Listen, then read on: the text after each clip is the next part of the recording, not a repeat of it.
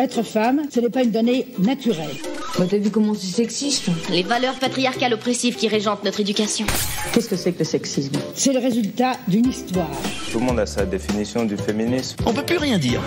Qu'est-ce que ça veut dire ? Salut, c'est Ellie, ancienne prostituée et autrice du podcast d'éducation populaire Cœur de Michto. Aujourd'hui, Marine Pétroline m'a laissé le micro des chroniques du sexisme ordinaire, le podcast qui débusque le sexisme dans les moindres recoins. Aujourd'hui, je réponds à la question, c'est quoi le travail gratuit ? Le travail, tout le monde connaît. Celles qui n'en ont pas en cherchent et il paraît qu'il suffit de traverser la rue pour en trouver. Sauf que si on essaie de le définir, on peut vite s'en mêler les pinceaux. On pourrait dire que le travail, c'est ce qu'on fait pour gagner de l'argent. Ou encore que le travail, c'est notre métier. Mais je connais une bénévole dans une association, elle vient toutes les semaines pour faire la cantinière pour nourrir des gens précaires. C'est du travail, pourtant elle n'est pas payée et ce n'est pas son métier. C'est pour ça que la définition de Karl Marx, un mec très à gauche du siècle dernier, elle marche beaucoup mieux. Sa passion à lui, c'était d'étudier l'exploitation. Et pour lui, le travail, c'est une activité qui apporte de la valeur à quelqu'un d'autre. Donc si ça apporte de la valeur, on peut raisonnablement imaginer que des gens sont prêts à payer pour obtenir cette valeur. Et donc on peut imaginer qu'il y a des gens dont c'est le métier. Donc si c'est le métier de quelqu'un, si quelqu'un gagne sa vie comme ça, même si certains et certaines le font bénévolement ou en étant sous-payés, c'est un travail. Créer un objet pour quelqu'un, rendre un service, créer une expérience, ça apporte de la valeur. Un psy ne fabrique rien d'autre qu'un moment de sécurité où on peut se confier. Mais c'est un travail de créer cet espace, ça apporte de la valeur. Maud Simonet, sociologue, nous dit qu'il ne faut pas voir le travail gratuit comme un travail sans salaire, mais comme du déni de travail, au nom de valeurs comme l'amour, la passion, la citoyenneté. C'est pour ça qu'on peut entendre, en parlant des artistes, « Non mais ça va, ça c'est pas un travail, tu kiffes faire ça, c'est ta passion, pourquoi tu veux être payé ?» Sauf que l'art apporte de la valeur à ceux qui le consomment. Il apporte un moment de divertissement. Les artistes sont dans une lutte perpétuelle pour faire reconnaître la valeur de leur travail. De la même manière, des mères pourraient se dire « S'occuper de mon enfant, ce n'est pas un travail, je le fais par amour. » Mais si on cumule tous les métiers bénévoles qu'elles pratiquent pour apporter de la valeur à leur foyer, ça ne tient pas la route. Les femmes en couple seraient les femmes de ménage, les cuisinières, les nourrices gratuites du foyer, au bénéfice de leur enfant et de leur conjoint qui, lui, n'a pas à réaliser ce travail.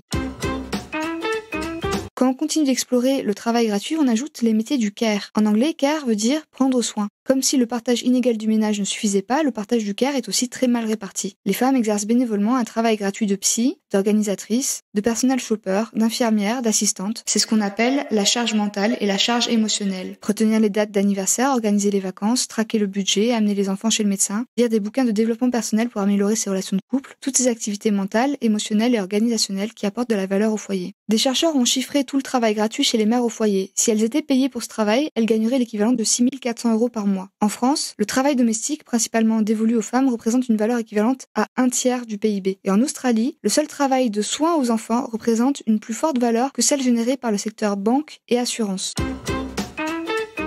Elles disent souvent, ces mères, je ne travaille pas. Elles travaillent énormément, pourtant leur travail est juste caché derrière la valeur de l'amour. Et cela s'invite jusque dans leur lit. Récemment, on a découvert que les femmes hétéros réalisaient un travail sexuel gratuit, avec la notion de charge sexuelle. Elles sont aussi les prostituées gratuites dans leur couple. Simuler pour protéger l'ego de son partenaire, apprendre 1000 techniques pour faire une meilleure pipe, porter de la lingerie qui rentre dans les fesses pour paraître plus sexy, il y a des femmes qui gagnent leur vie comme ça. Si on se mettait à ajouter à la note le tarif qu'appliquent les professionnels du sexe, les femmes en couple hétéro seraient les reines du pétrole.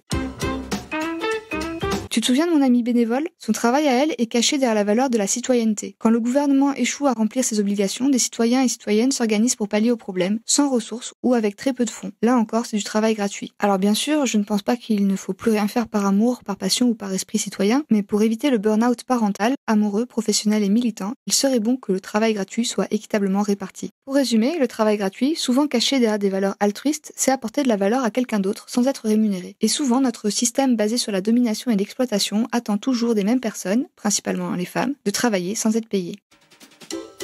Voilà, maintenant vous savez ce que c'est le travail gratuit. Les mots sont importants car, comme le dit Beauvoir, nommer c'est dévoiler et dévoiler c'est déjà agir. Rendez-vous dans le prochain épisode pour continuer à nommer, dévoiler et agir contre le sexisme. En attendant, vous pouvez retrouver les chroniques du sexisme ordinaire sur les réseaux sociaux et vous abonner à la newsletter pour découvrir encore plus de pépites antisexistes. Si vous pensez que tout ce qu'on raconte ici est important pour arriver à plus d'égalité, parlez-en autour de vous, laissez-nous des mots d'amour sur Apple Podcasts et Spotify, c'est important, ça permet à d'autres personnes de découvrir le podcast et puis nous, ça nous fait plaisir de savoir que vous appréciez ce qu'on raconte. Quant à moi, vous pouvez retrouver mon podcast sur toutes les plateformes, Cœur de Michto, le podcast des nanas qui veulent l'égalité amoureuse.